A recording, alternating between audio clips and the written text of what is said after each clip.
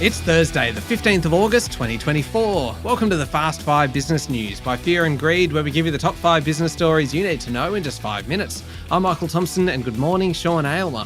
Good morning, Michael. Sean, 5 stories, 5 minutes. Let's go. Story number 1. The country's largest company, the Commonwealth Bank, has unveiled a better-than-expected cash profit of $9.8 billion, down 2% from last year. It also announced a hike in its dividend. The $2.50 a share final dividend takes the full year dividend to $4.65 fully franked. Now, if you've held these shares for a while, you're ending up with a dividend yield of 5% plus. You've also gotten growth in the share price. Happy shareholders. The all-important net interest margin, the difference between what a bank pays on deposits and receives on loans, was steady at 1.99%. Good result there. And while the economy might be slowing, people are still paying back their home loans, with the majority of mortgagees in front of their scheduled repayments. The bank's impaired loan expense, what it puts aside for bad loans, is falling, demonstrating its confidence in its own loan book. It's why Commonwealth Bank's share price rose following the announcement yesterday. Even though it is very highly priced, it's now got a market capitalisation of $222 billion, more than the combined value of the next two biggest banks, National Australia Bank and Westpac. Sean, you just said that Commonwealth Bank is highly priced, and previously you've talked about kind of being priced to perfection. Was yesterday's result good enough just to match how much faith investors are putting into the bank? Seemingly, yes, even though most professional analysts think it is way too expensive. Commonwealth Bank just keeps growing its market share. The proportion of Aussie bank customers who say CommBank is their primary financial institution is 35.5%. Next best is 16%. It's got about 25% of the home lending market, 27% of the household deposit market, 26% of the business market. Given there are 4 major banks out there, plus a bunch of smaller operators, pretty impressive numbers, Michael. Yeah, that's right. Okay, on to story number 2, Sean. Immigration from Gaza has become the hot political topic at the moment, with opposition leader Peter Dutton calling for a blanket ban on arrivals from the region based on national security concerns. Now, that call was rejected by Prime Minister Anthony Albanese, but it's a difficult issue for the government. Home Affairs Minister Tony Burke played down the coalition's concerns that any Palestinian refugee who harboured sympathies for Hamas, a listed terrorist organisation, risked being granted a visa to Australia. The Department of Home Affairs has rejected more than 7,100 visa applications from Palestinians since the October 7 terrorist attacks, according to The Australian. At the same time, the department's granted nearly 3,000 visas to holders of a Palestinian Authority travel document, the vast majority receiving visitor visas. Around half of those have actually resulted in a journey to Australia. In contrast, more than 9,000 visas have been issued to Israeli applicants since October 7. Only 235 were refused. Story number 3, this one's really quite confronting, Sean. 1 in 3 children are not performing at baseline numeracy and literacy standards, and to put it really bluntly, poor kids are suffering much more than rich kids.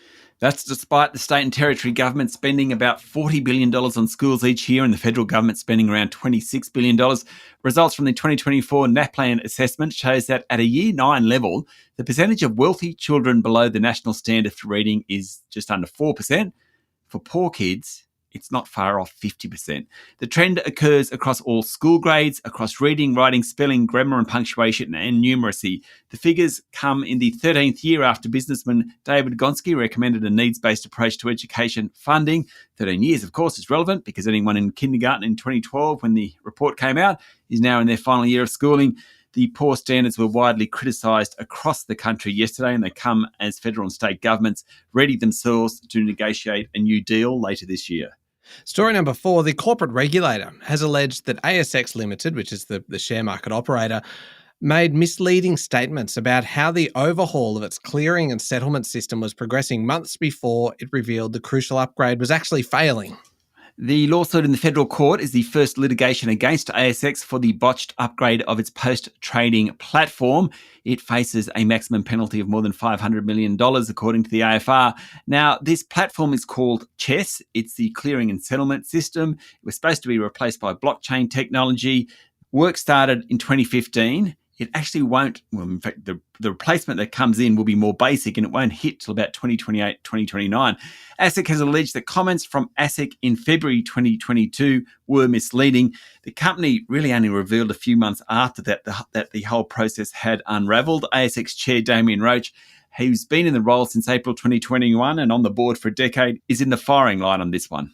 All right, last one, Sean. Story number 5. Mars, the confectionery, food and pet care giant, has reached an agreement to acquire Kellanova for more than $29 billion US. And if you haven't heard of Kellanova, it is the company that makes, among other things, Pringles and Pop-Tarts. It sure does. One of the largest deals of the year, according to a report in the Financial Times. The offer made by the privately held Mars represents a significant premium to where Kellanova's shares were trading. In fact, people are surprised they want to pay so much, particularly given that those sorts of products have fallen out of favour with health-conscious customers. Kellanova, which also makes Cheez-It, Rice Krispie treats and Eggos, was created last year after Kellogg separated its breakfast, cereals and snacks businesses. Mars is one of the world's largest family-owned businesses, about $50 billion in sales. It's US, 150,000 employees.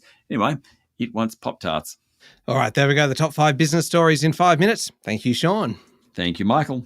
It is Thursday, the 15th of August, 2024. Remember to hit follow on the podcast. And if 5 minutes isn't enough, you can find our longer daily show called Fear and Greed, wherever you listen to podcasts. And don't forget as well to check out the new episode of How Do They Afford That? Our sister podcast comes out every Wednesday, all about making your money work harder for you. Today, we are answering one of the most commonly asked questions that we receive, and it is all about how to get financial advice if you are budget conscious. It is a great one. Check that out wherever you listen to podcasts. I'll put a link in today's show notes as well. I'm Michael Thompson, and that was the Fast 5 Business News by Fear and Greed. Have a great day.